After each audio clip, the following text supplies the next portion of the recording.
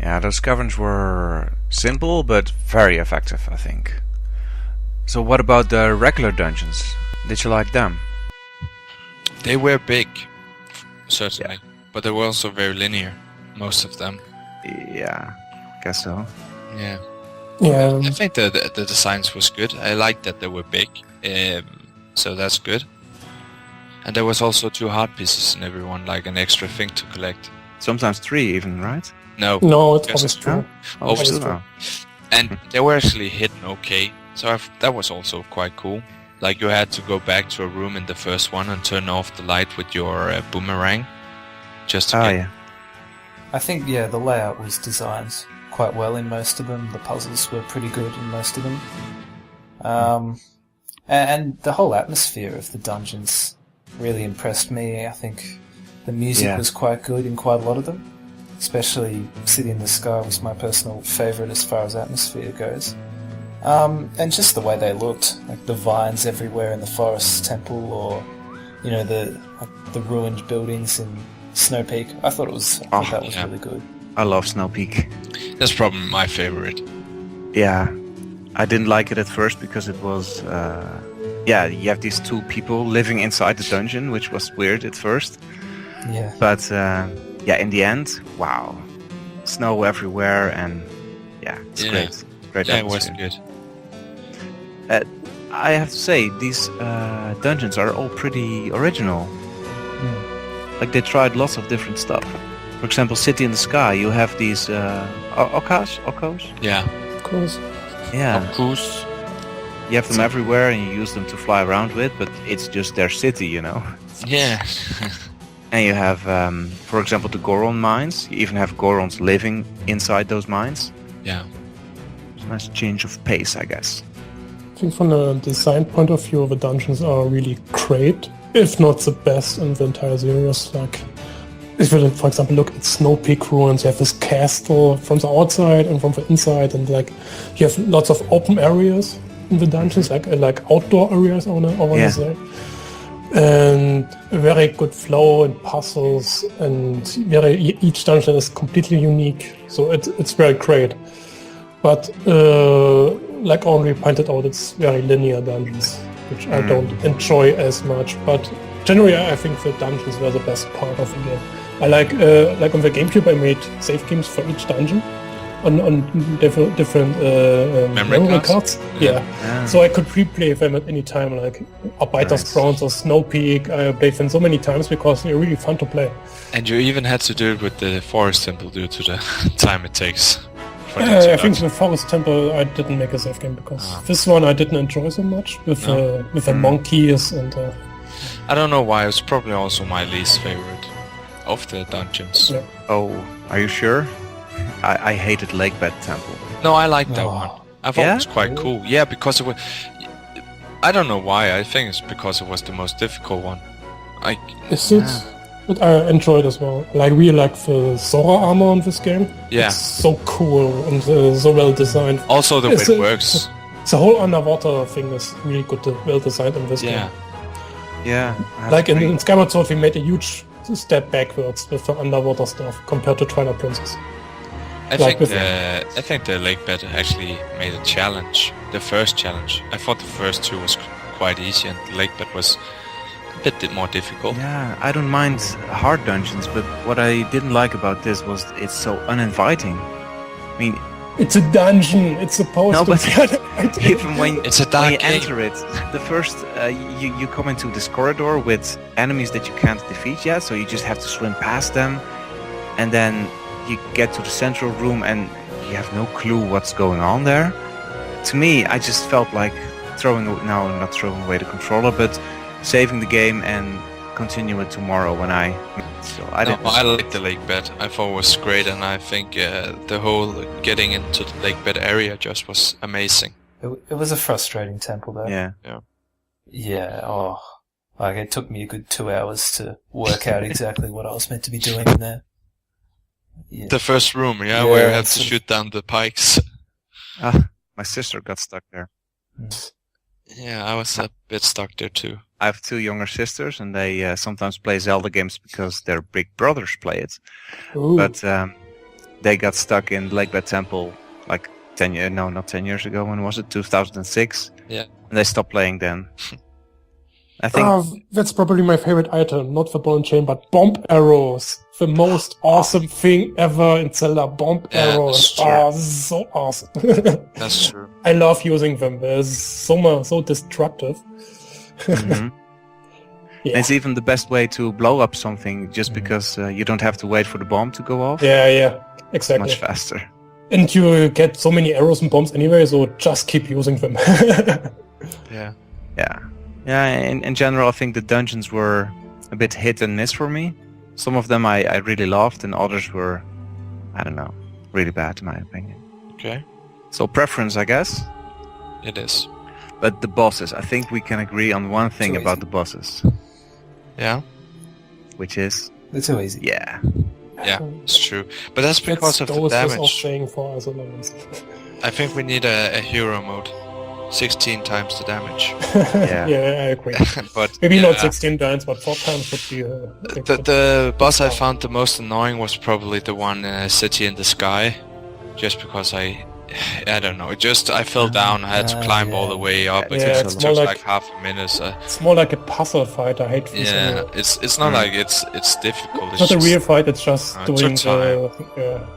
It was annoying. I didn't like that one as well. It was One thing I epic. liked. Yeah. No, go ahead. No, one thing I liked about the bosses was the way you finished them. Like you had the finishing move. Yeah, and the music changes like... Yeah, this was pretty... Sometimes he jumps up and he makes this stab from Super Smash Bros. Downwards. I can't remember. Yeah, the finisher... Or... Yeah, the finishing move. It's awesome. Yeah. Some of these bosses you had to climb onto and stab them with your sword. Yeah, Yeah, the dragon, which we just mentioned, and And the water. the water one, yeah. yeah, and that looks awesome when he just stabs it down in Yeah. your eye. Like it's brutal, but what's even more brutal is the ending of the game with. You jump onto him and you stab him through the chest, basically. That's true. Yeah, Then but he it's also stands up. brutal. I did like the Ganondorf fight. I guess that's Yeah, one that's thing. a cool fight. Yeah. Probably the most enjoyable fight in the game because it's more like a real sword fight and it's... Yeah, he had, 5 forms? Yeah. I meant the sword fighter. I don't enjoy the other parts so much. Especially like the horse combat is pretty annoying. Oh. With the ghost riders, which she summons. I got really frustrated. Max, you were saying? Oh, I think the final fight, you fight him in, 5 forms? There's like 4. 5 phases to the fight. 4, I think. Yeah. 4, is it? Yeah. Like, there's a lot of variety in that one final fight. So I did enjoy that. Yeah, me too. One other boss that I liked in concept was Virus, the one from Goron Mines. I mean, look at him. He's basically a Balrog, with all shadowy and fire. He's chained up. It's just when you see a big foe like that, you expect to have a tough time, difficult Yeah. time. And all you have Yeah. to do is shoot him in the head and just grab it. I was just disappointed. Every time I see a big foe, I expect a big epic fight. And And he has an obvious weak spot which you're going to attack. yeah, and it's just too easy most of the time. Even with that Virus, I didn't get hit once. No. That was disappointment. Yeah, a lot of the bosses are a bit too predictable. Not only do they not sort of challenge your health or sort of make you think, oh god, I might really die here, but you can predict their movements a lot and it's easy to find their weak spots. Mm. It's disappointing because you shouldn't be able to just go in and beat a boss first time, every time. No, you should have a difficult time. Even if it's the easiest difficulty, whatever, it's not hero mode. It should be difficult to complete a boss. Yeah. Like you had to dodge some moves, they could do some, I don't know, make them difficult. What did you think about Zant? Sand? Yeah. I said I Fight. thought it was the fight. I don't know. I actually thought it was a bit annoying because you went back to all the old ones, Mm-hmm. and it didn't feel like sand. It felt like I was just visiting the old bosses and doing them again. Yeah, but it was more like a light version of the old bosses.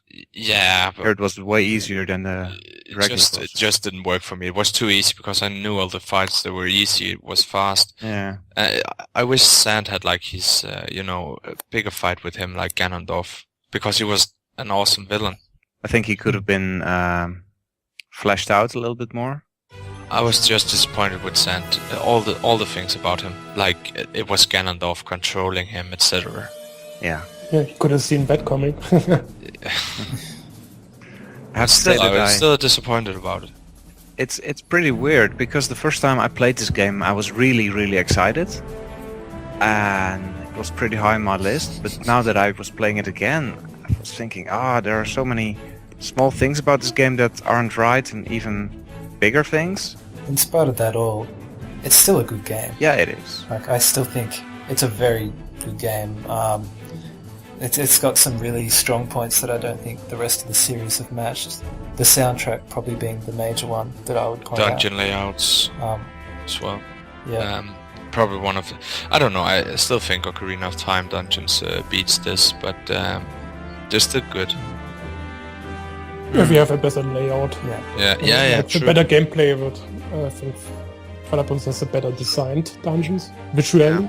One thing that I didn't like about this game was how many rooms were... Like, you had this very big room, and you saw one door that you had to take, that you didn't have a choice. It wasn't non-linear, no, you had to take that one. But in order to get there, you had to go through this sort of an obstacle course. First, you meet some enemies. You have to defeat them. Once that's done, okay, then you have some platforming.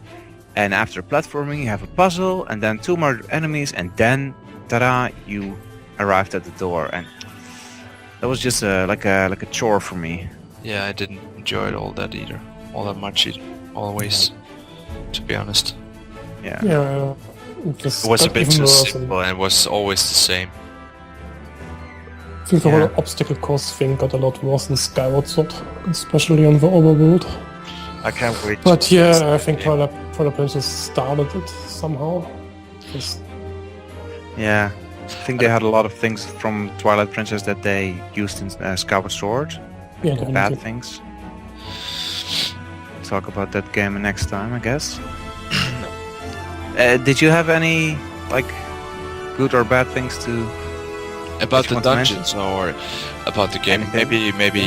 Maybe cutscenes could be. Yeah.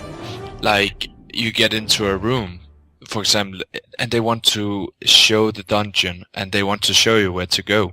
Mm-hmm. I noticed this, so I automatically just skipped it every time because I didn't want to see where to go or what to do. Yeah, if even give you hints with these cutscenes, like look at here. They didn't even. They did this once in Ocarina of Time. Like, they showed the dungeon, and that's it. Not every room in this game, and I just skipped them. I didn't even care for them. But some cutscenes are okay. Like, the story cutscenes are, of course, okay, but everything else, cut it out. Don't have them there. Yeah. That's my opinion about them. I really love a good story in Zelda, but even I thought this was too much. Yeah. Like, sometimes I was thinking, I don't want to watch a movie. Minor thing I hated about the game is with rupees. If you have full rupees in your wallet and you open a chest, you have to put them back. It's so annoying. And you have to do it. It wasn't a problem for me, but I get where you're coming from. I guess you were. Usually, if you got some magic armor, you have to usually wear it and have to wait for set 30 seconds and waste the rupees and then pick the chest, because I want to get all chests in the game, but it gets in my way. What I did was wear the magic armor and then shoot myself with a bomb arrow. Yeah. That worked pretty well. Or this annoying thing where if you restart the game, it tells you the colors of the rupees again in the message. This is a blue rupee, and this is a red rupee, and this is a yellow rupee, and every time you start the game, that was the most annoying thing ever. It's even worse in Skyward Sword with treasures and bugs, but it started here and it's really bad. I don't know if we didn't really test the game or make long test sessions, never really bothered with it. But if you play this game 1 hour after then save, it gets really annoying. Maybe they made too long tests, played 10 hours straight. That's what I mean. If you play the whole day and never turn the game off, and they didn't this is notice great. This is awesome. Yeah. Yeah. So this game was advertised, at least on my Dutch box on the back, it says the biggest Zelda adventure ever. Do you think it was? It's probably the longest Zelda game. Maybe the biggest in area and square meters. I don't know, but maybe it is. But is big good? I don't think so. Not in this case, because for me the overworld was vast and empty. There was almost big, nothing. but it lacks in content and exploration, which is bad. So it's like a big empty shell. Yeah. I mean, it's big, but what's the point if it's not going to be good? Yeah, you know, after the Goron dungeon, when you come on the other side of the Kakariko village, and you know this big vast area with the bridge over there, there's nothing. There's absolutely nothing here, except for bugs and a few heart pieces. Yeah. It's just one big vast area. I never traveled to the west there, only to the east because you had to go to the bridge. I was very disappointed with that. There was many bad areas. Yeah, and also before you can get to City in the Sky, you have to go to all these locations of statues. Yeah. It was a bit like the Triforce quest in Skyward Sword, in the Wind Waker. Waker. Yeah. It was like they tried to be Ocarina of Time a bit too much with the whole game. Like they took, okay, we have like Hylia here, we have Kakariko here, and we just make it bigger. Sora's Domain, yeah. Let's make it bigger. Yeah. But it didn't work out right, that's true. And let's remove some of all the awesome things. But I never got it, like Hyrule Castle Town. It's like full of people which you can't talk to. You can't talk, you can't do anything there except for two stores, right? If you compare this to like Windfall Island or Clock Town, it's a big step back because it's like there was There's just too hardly any many houses you can enter. There was just too many things where you couldn't do it, interact, or there was no point in having nothing, it there. nothing interesting there. Like even the people you can talk to don't have anything interesting to say. Only like blah blah blah, boring.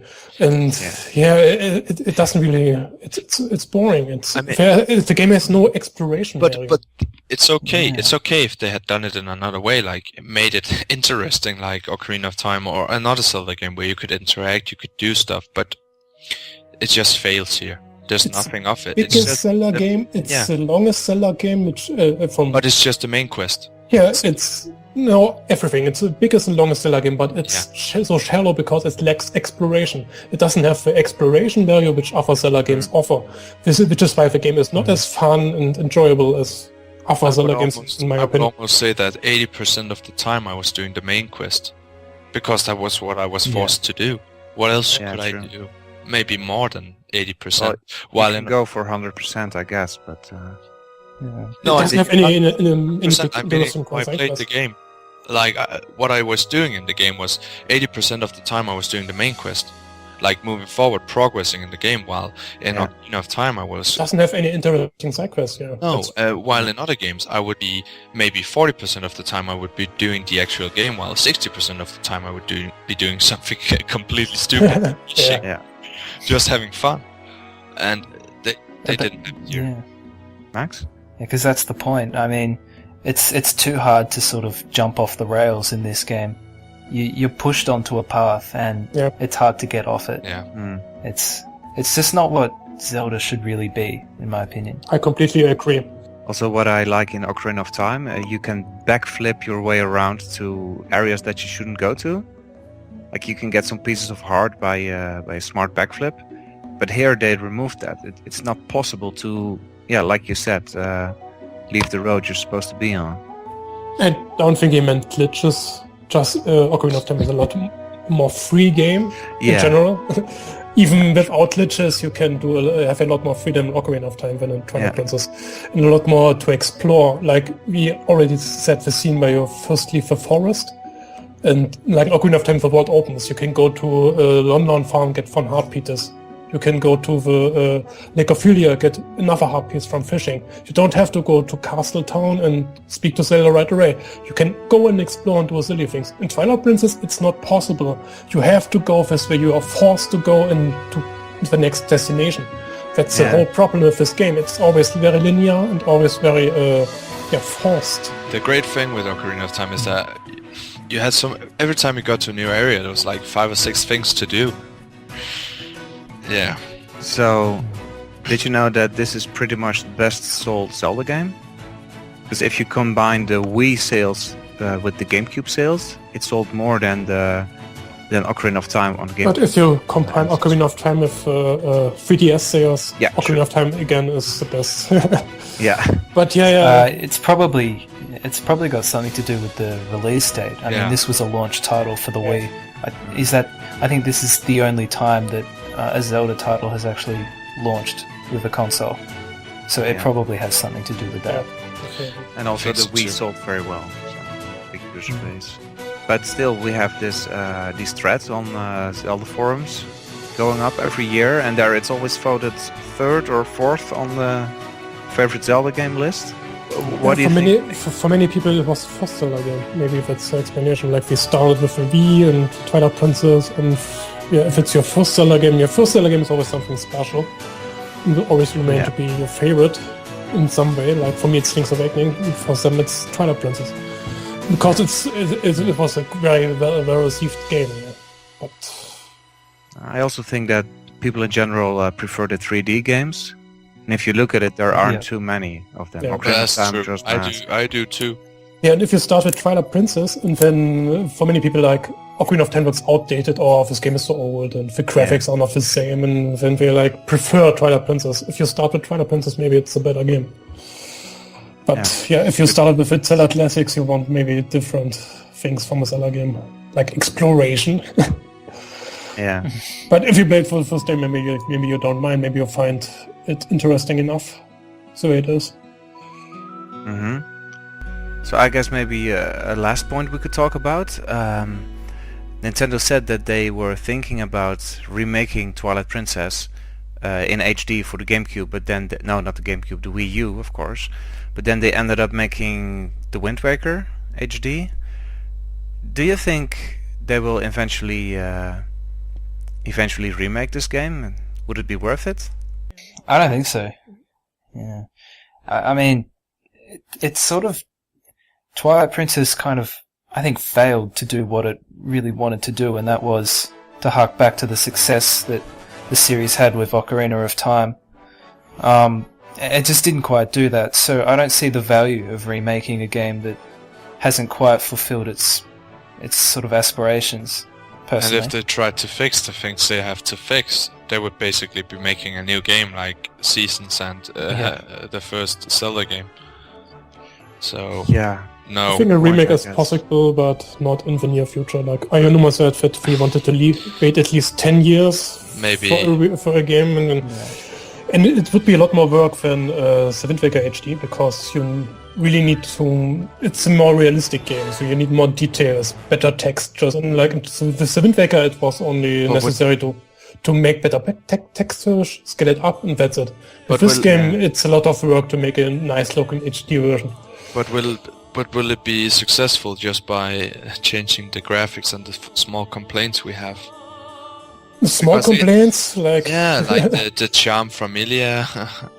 I mean, Maybe we some could do more a of, hero mode we could do, like with Yeah, but portable really, damage. is it gonna make it better? Because we all complain about the Twilight realms, the atmosphere of the game, like it's too dark.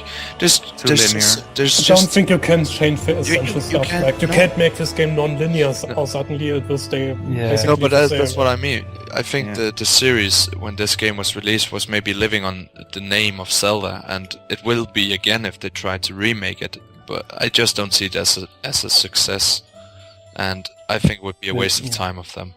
I wouldn't buy it. Because there's fundamental things wrong with the game that can't be fixed with a remake. You know, this game's done. It's happened. Yeah. You just have to move forward and try to learn from sort of the mistakes made, and also the successful things they've done here. Yeah, definitely. But the mistakes as well. Yeah. And I hope that maybe the next game on the Zelda on Wii U will be realistic, like have this sort of realistic style. So then That's what I wanted to add to the previous point. I think people like this game because it looks realistic. I think that people like the style of the game. That's very important, as opposed to the comic style of the Wind Waker, or the painting style of Skyward Sword. People want the realistic style. I also think we need a realistic now. Yeah. I agree with you. I also like the style. I actually like the style of Link with the Master Sword and the Hylian shield.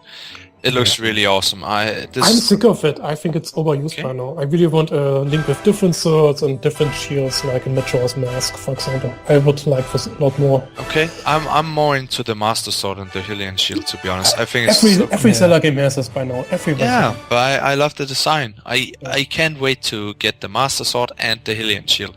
Whenever I get that, the game is perfect for me. But actually, in the Wind Waker, I want my mirror shield back.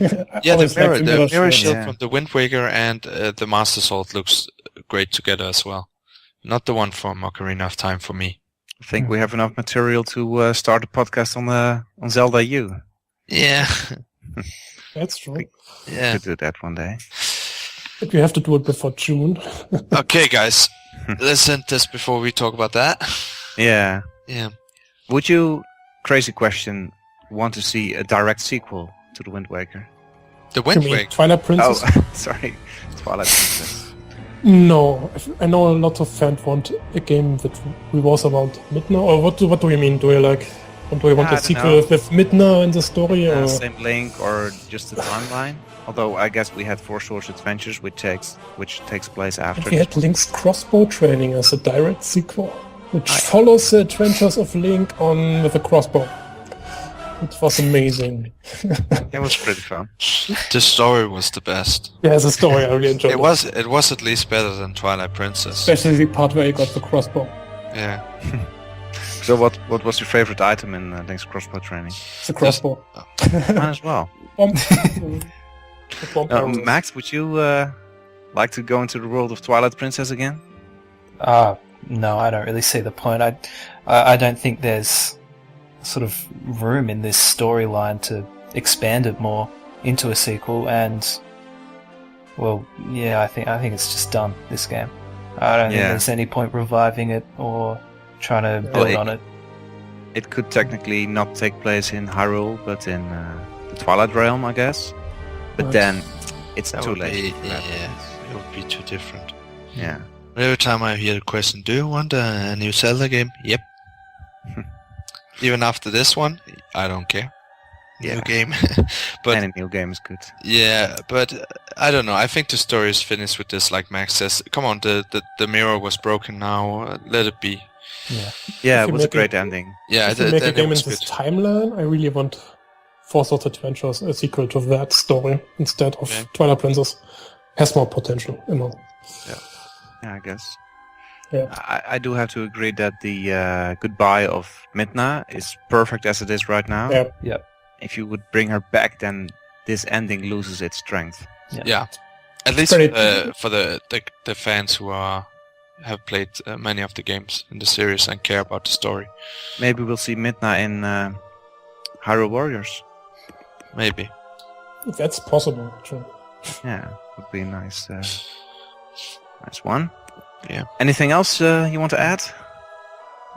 Is Midna the best sidekick we've seen so far in the series? That's a difficult question. Story-wise, I would say yes. Yeah, I think so. For me too. Maybe she was a bit too intrusive here and there. Yeah, but it's nothing like Navi. Or Fi. Or Fi. Yeah, that's probably worse.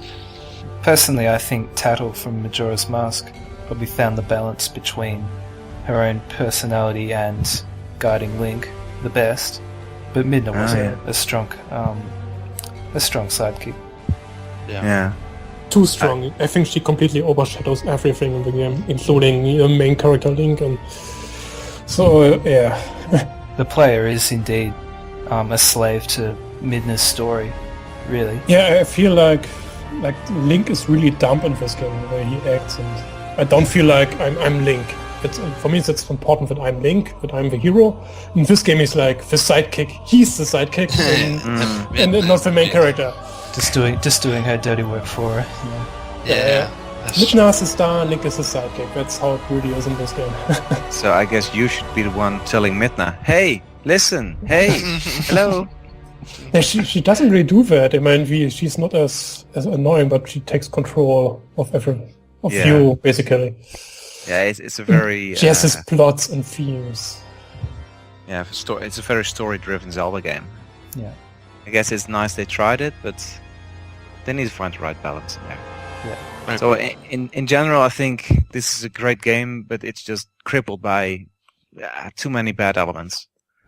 Not crippled, but when you compare it to the rest of the series, it's hard to look past these flaws that we've talked about. Yeah, It's just not the same formula. Yeah. They tried something new and it didn't work for them. I don't know if they tried to be a bit too much Majora's Mask, Ocarina of Time in between, or make it even darker. I don't know, but it just didn't work for me at least. I think it was maybe an overreaction to the response of the Wind Waker, on the Wind Waker. Maybe, yeah. Like it's too If it's good. the whole reason this game got made, because Okay. the fans weren't happy with the Wind Waker, and Ayonuma wanted to make the Wind Waker 2, the sequel, but then he got ordered to make a realistic Zelda game because the reactions were so bad. Okay. And if you look at the trailer on YouTube from the first trailer for this game, how the crowd cheers when they first introduced Link riding over the field, it gives you goosebumps. Yeah. It's amazing. I'll And provide yeah, a link to that video because it's awesome. and that's really, I think people want a realistic Zelda and I like it, but this game backfired with its linearity. Too much story, too much bad story in my opinion. And yeah, I want it to explore. I want a realistic Zelda game where I can explore really like more Majora's Mask style. Yeah. Yeah. That's what I want for Wii U. Yep. Yeah. I think that's pretty much it. Yeah. You've been hearing music from the Twilight Symphony CD. We asked the guys from Zelda Reorchestrated, Yep. and they gave us permission to use their music in our podcast. So shout out to them. It's great music. And yeah, let us know in the comments below what you thought. We're still hoping for that first comment on our channel. Yes. But yeah, we're looking forward to the next one. Thanks for listening. Yes, thank you very much. See ya. Bye.